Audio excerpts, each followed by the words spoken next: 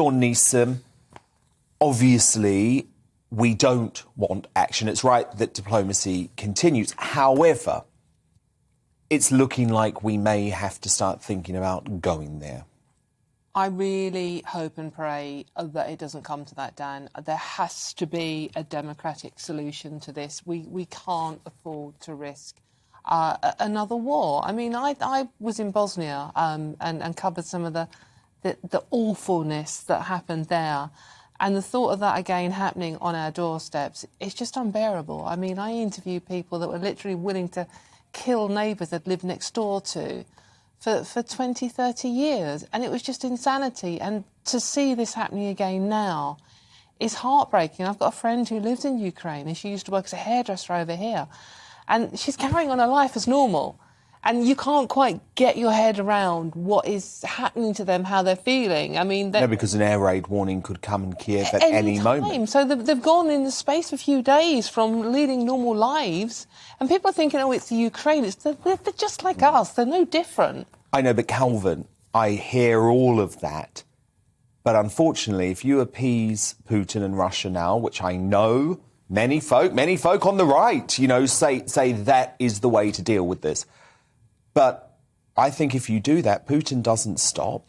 He doesn't just accept, oh, Ukraine's not going to get NATO membership, so we're going to move away now. I mean, he wants to regain Ukraine at almost any cost, and that is potentially just the start of his plans. Yeah, I think the Prime Minister's response has been spot on. We learned this from Mrs Thatcher's day. The way to hit the Russians is economically. That's been outstanding so far, so hopefully it sticks to that. But what's been interesting is the way the BBC reported this, saying that Putin has ordered in peacemakers, not saying that this is an invasion, saying he sent peacemakers into Ukraine. I find that outrageous. Also interesting, Biden's response. He seems very weak and feeble, doesn't he, in comparison to Boris Johnson? He really does. And it's interesting, isn't it? The words might be the same, but Biden doesn't have respect from the international community. And he looked like a doddery old fool earlier tonight. And that's what worries me personally. I don't think we've got strength in America, and this needs to be a global thing. We all need to... But we don't have strength. We have a president of the US who at least looks like he's suffering from dementia. Yes. And it's very, very difficult to trust him. So that's why I have a lot of faith of Boris in this case, because he's got a handle on this. Rebecca Reid, what's your take on the situation? I think what they need is a team of women who've had really bad breakups, who know how to think about how to really hit someone where it hurts. Because what they need to do is make life as uncomfortable as possible for the top Russian people and their wives. So I'm thinking, about a third of public schools are full of children from abroad. Russia, big consumer, so no more Eton, no more Harrow. Birkins, no more Birkins.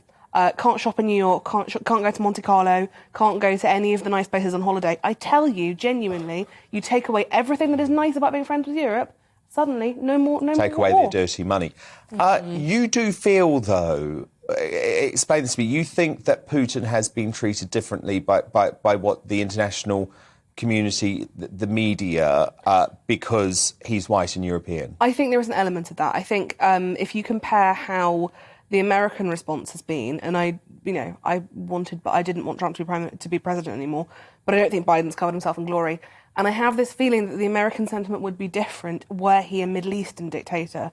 I think there is this perception that people are more dangerous if they are brown and Muslim, and somehow because Putin is white and European, he's maybe a little bit less scary, and that's very, very wrong. He is very scary and very bad, and if you're worried about Saddam Hussein, you should be very, very worried about Putin. Calvin Robinson? On that note... Your take? Well, what's quite interesting about this, you're right about the sentiment is different. Where are the protesters? Where are the people on change.org? Where are the people out with the placards saying Free Ukraine?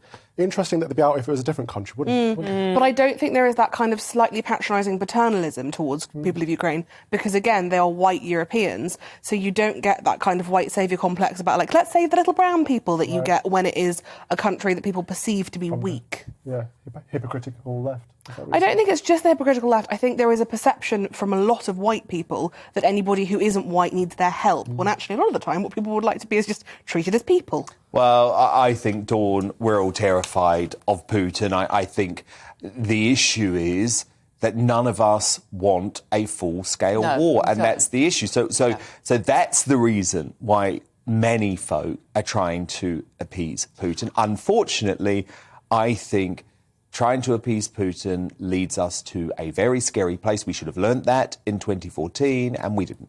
We should have learned it with the Crimea. You're quite right, and we didn't. We should have been much stronger then, and I think that's why he thinks he can get away with it this time. But I think that the sanctions are the way forward. I really hope they work. Yeah. And by the way, lots of... He's playing a dangerous game, though, Dan, isn't he? Because he wants to go down in history. Of course he is, but this is the point. He could lose the presidency over this. I'm being slightly flippant when we talk about social sanctions, but genuinely, in the Falklands, you couldn't buy polo ponies from Argentina for this exact reason. And this stuff does genuinely start to work. And the sanctions have to get tougher. I have heard a lot today by the hawks in the Conservative Party and actually a lot of folk within Labour that the sanctions have not been tough enough. But the point was, this is just the start. This is the start. And actually, you've got to keep that threat on, and it has to be a programme of rolling, growing sanctions as Putin's behaviour gets worse and worse. But